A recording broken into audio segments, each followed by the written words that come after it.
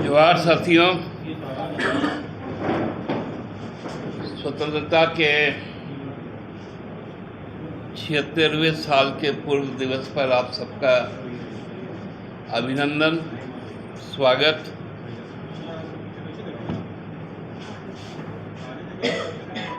आज का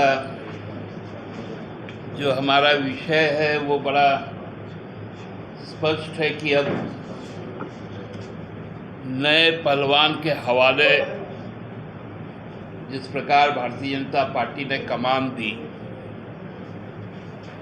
और संकल्प से सिद्धि तक, मतलब क्या सिद्ध करेंगे कि कुतुब मीनार से कम कूदेंगे। और बड़ा लंबा लंबा आवाज आया डुमरी के विषय में उनके मुंह से, मुंह नहीं श्रीमुख से, कि इस बार तो लगता है कि डुमरी उनके नेतृत्व में एनडीए गठबंधन जीत रही है। बड़ा नया एक सब तरफ गढ़ा जा रहा है कि भाजपा आंसू का वोट यदि एक कर दिया जाए तो फिर वहां पर हम चुनाव हार जाएंगे। और इसका ऐलान भी वही व्यक्ति कर रहे हैं जिनको 11वां स्थान मिला था, 1263 वोट मिला था जेवीएम को डुमरी में। आम आदमी पार्टी को भी उससे ज्यादा वोट मिला, 1645। उनके श्रीमुख से इस प्रकार का दावा हमको लगता है कि हास्यास्पद। और 17 तारीख से वो संकल्प लेके निकल रहे हैं कि 10 अक्टूबर में हम सब कुछ सिद्ध कर देंगे।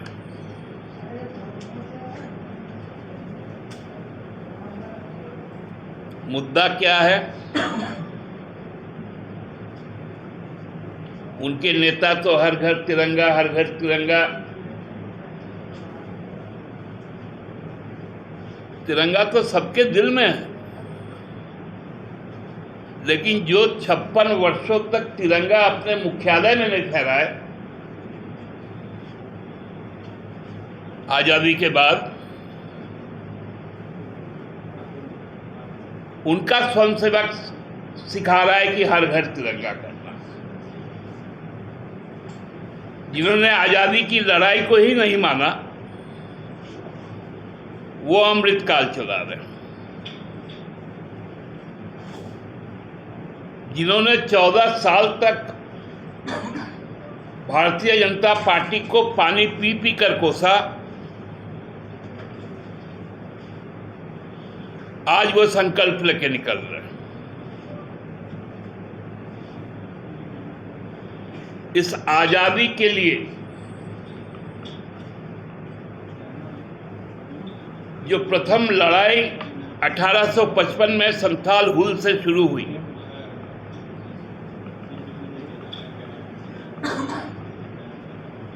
और वो लड़ाई पूरे देश में हुई, वहां उस पे कहीं पर भी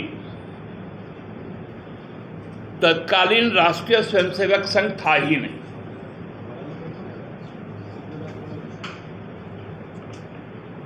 और आज के दिन यदि पाकिस्तान बना तो उसका पहला प्रस्ताव हिंदू महासभा के द्वारा 1908 में दिया गया।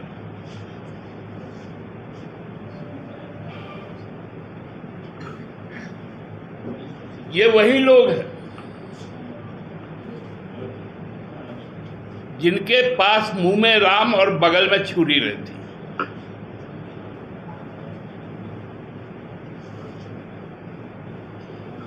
आज पूरा देश जब हिसाब मांगता है 9 साल का, आपने कभी सुना है कि सरकार सवाल करती है? सरकार को तो लोगों ने चुना है काम करने के लिए।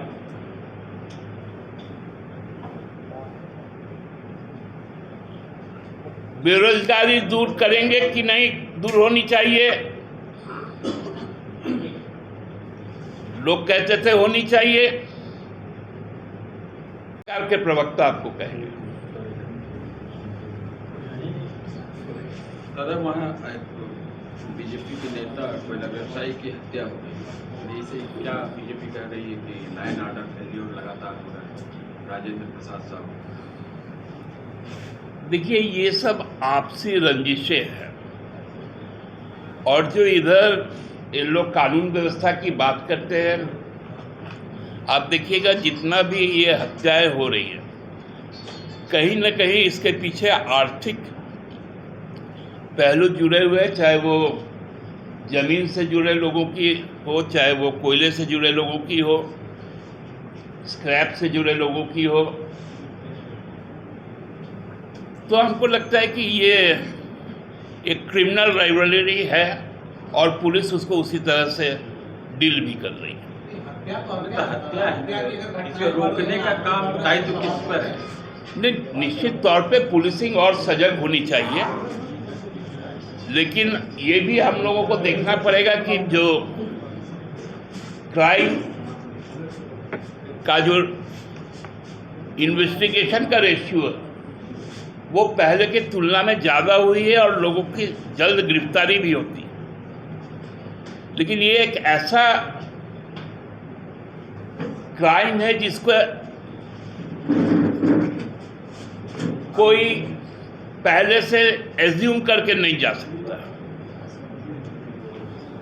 और हर हत्या निंदनीय होती है।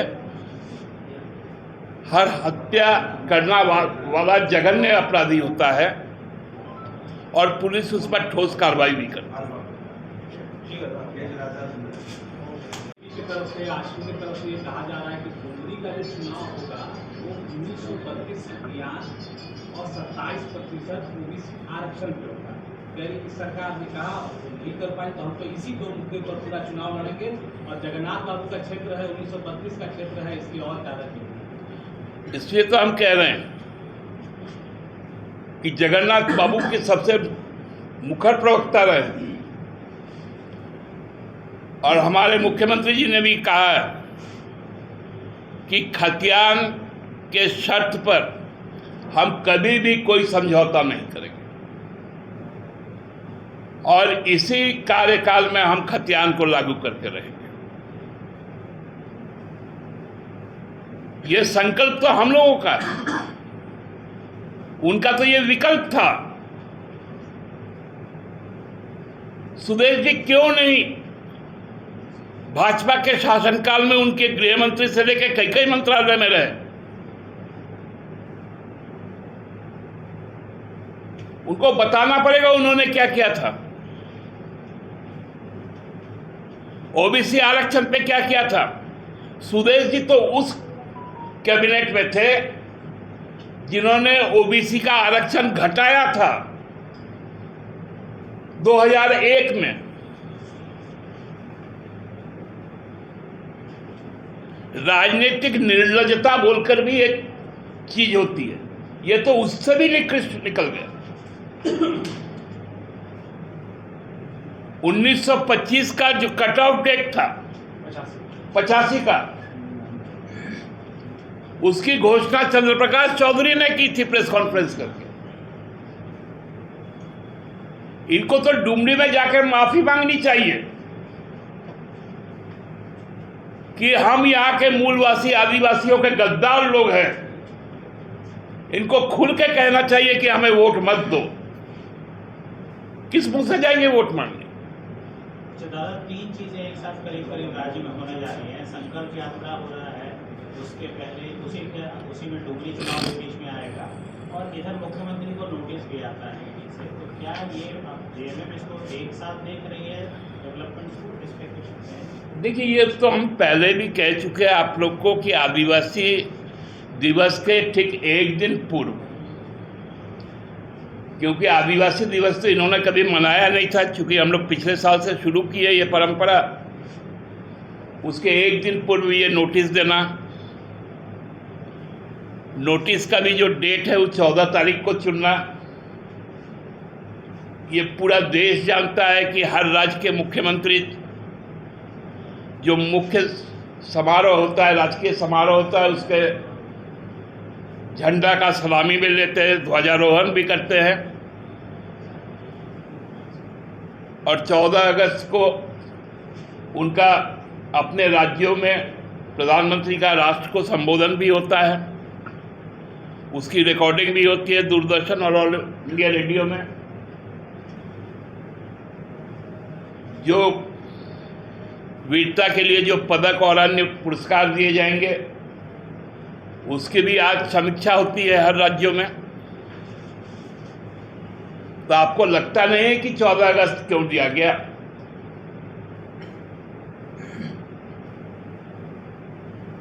डुमरी चुनाव का घोषणा होता है, नोटिस आ जाता है। आदिवासी दिवस बनता है, नोटिस आ जाता है। जश्न आजादी हो, नोटिस आ जाता है। कितना डराएंगे लोग?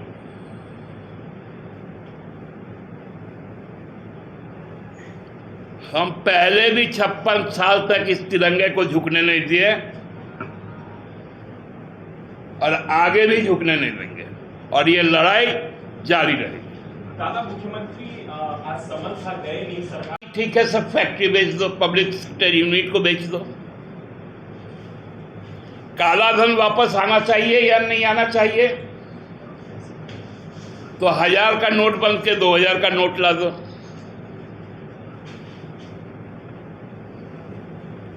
एक भारत होना चाहिए कि नहीं होना चाहिए? लोग कहते थे होना चाहिए। इन्होंने धारा 370 हटा के एक पूर्ण राज्य को डिवाइड कर दिया।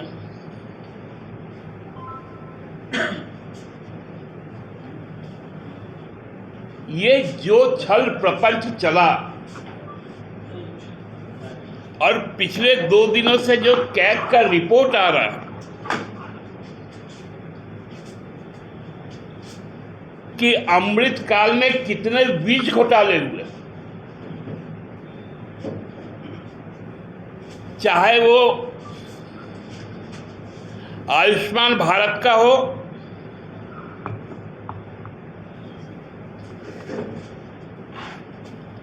चाहे वो ग्रामीण विकास का हो, चाहे वो सड़क निर्माण का हो,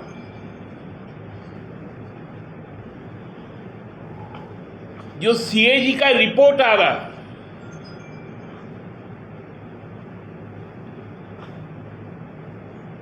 उससे ध्यान भटकाने के लिए इस तरह के दावे किए जाते हैं।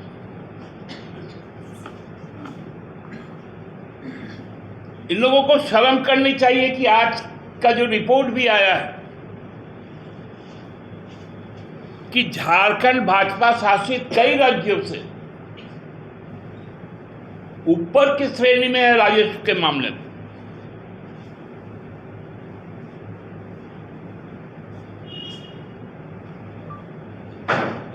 उसमें भाजपा शासित राज्य है ही नहीं, चाहे वो छत्तीसगढ़ हो, महाराष्ट्र में तो उन्होंने लूट के बनाई, चाहे वो तेलंगाना हो, तो क्या संकल्प लेके जाएंगे?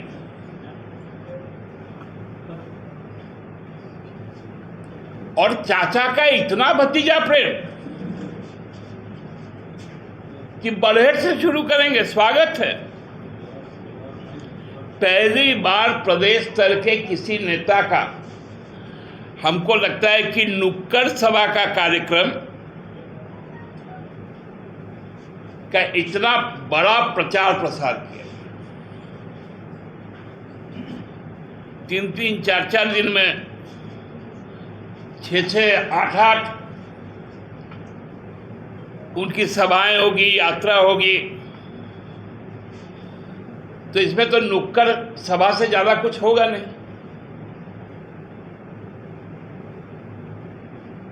हमने तो इनको पहले भी कहा था कि आप लोग को अब भी जब भी सभा करना होगा तो जब हाट बाजार लगता है वहीं चौकी लगा के कीजिएगा। इस बार भी सलाह दे रहे हैं कि जो कार्यक्रम तय कीजिएगा, जो प्रभारी लोग हैं, देख लीजिएगा कौन विधानसभा में किस प्रकार में किस दिन हाट है। बिना हटिया का बाबूलाल जी को सुनने वाला कोई है नहीं।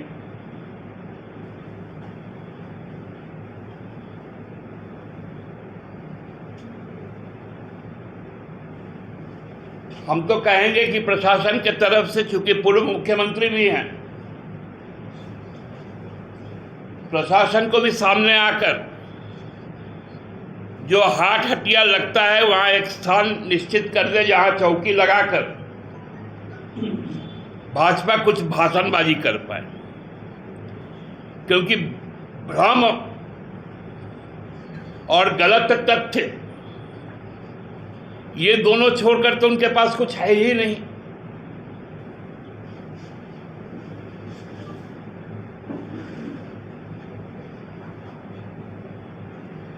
अरे उनको चाहिए था, और खासकर हम तो कहेंगे कि एनडीए को चाहिए था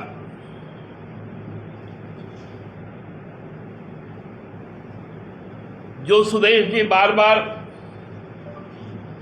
यहाँ के मूलवासियों की बात करते हैं, उसके यदि सबसे मुखर कोई जनप्रतिनिधि था तो वो स्वर्गीय जगन्नाथ दत्त थे।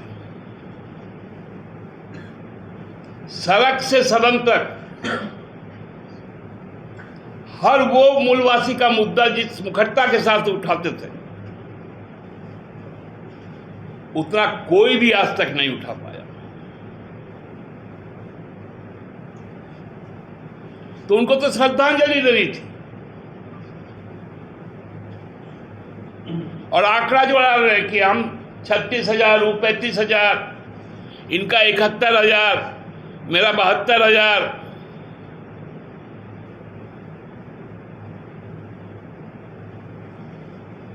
इनका 1200 वोट, सब मिला जुला के हम लोग जीत जाएंगे।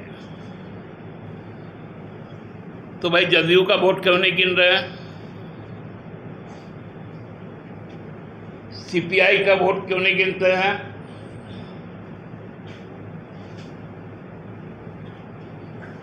जो इनसे ज्यादा है आपका वोट क्यों नहीं गिनते हैं? मैंने बाबूलाल जी से ज्यादा है। इसलिए वोट को गिनिए मत, लोगों का रुझान देखिए। और पूरे राज्य में इससे एक असमंजस की स्थिति के लिए ये लोग अब यात्रा पर निकलते। यात्रा करना कोई बुराई बात नहीं है,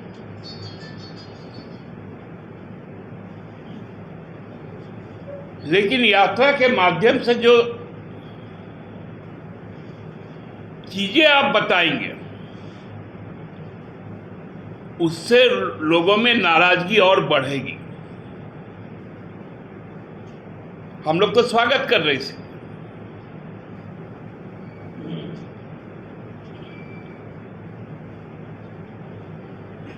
आज भारतीय जनता पार्टी को कल जब लाल किले से आदरणीय प्रधानमंत्री जी बोलेंगे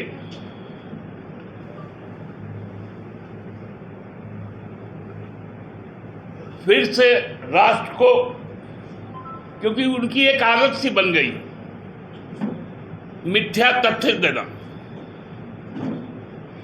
आज सुबह सुबह हम दरभंगा से मेरा मित्र फोन किया कि तुम्हारा जो रेगुलर मेडिकल चेकअप होता है इस बार हमारे वहाँ आ जाओ, वहाँ का जो एम्स खुला है वहाँ का मास्टर चेकअप बहुत अच्छा है।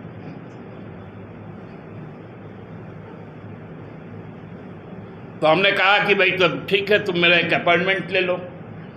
जैसे ही अपॉइंटमेंट मिलेगा मैं आप लोगों को कह रहा हूँ मैं दरभंगा जाके अपना चेकअप करवा के आऊँ, दरभंगा एम्स।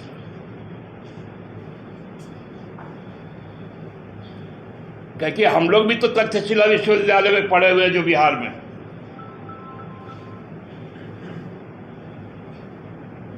इस तरह का यदि तथ्य देना तो घूमने का जरूरत क्या है? रोज इश्तेहार दे दीजिए एक ठो। जो खर्चा लगेगा घूमने में, उससे कम खर्चे में इश्तेहार छप जाएंगे।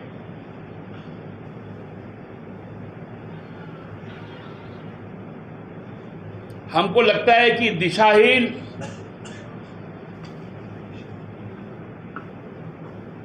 होकर भारतीय जनता पार्टी अब चूंकि इस राज्य में अपना अस्तित्व बचाने के लिए लड़ रही है,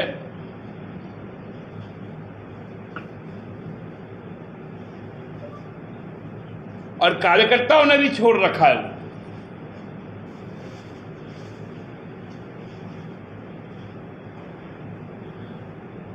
बाबूलाल जी के साथ में जब भी कोई होर्डिंग लगता है तो एक विचित्र पैगाम भी सामने आता है। आजकल एक नया होर्डिंग चल रहा है जगह जगह, जो कभी जेवीएम से गिरिडीह से चुनाव भी लड़े थे विधानसभा का।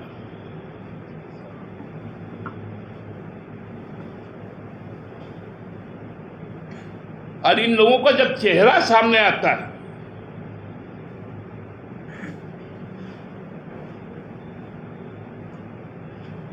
तो सही में चिंता होती है कि राज्य में किस प्रकार की लूट की तैयारी की जा रही है।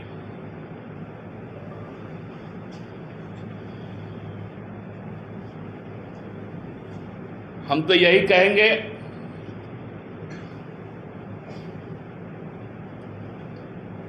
कि उनका जो ये संकल्प है कि मैं भाजपा मुक्त झारखंड को करवाऊंगा, इसमें उनको सफलता मिले। मेरी बहुत बहुत शुभकामनाएं। धन्यवाद।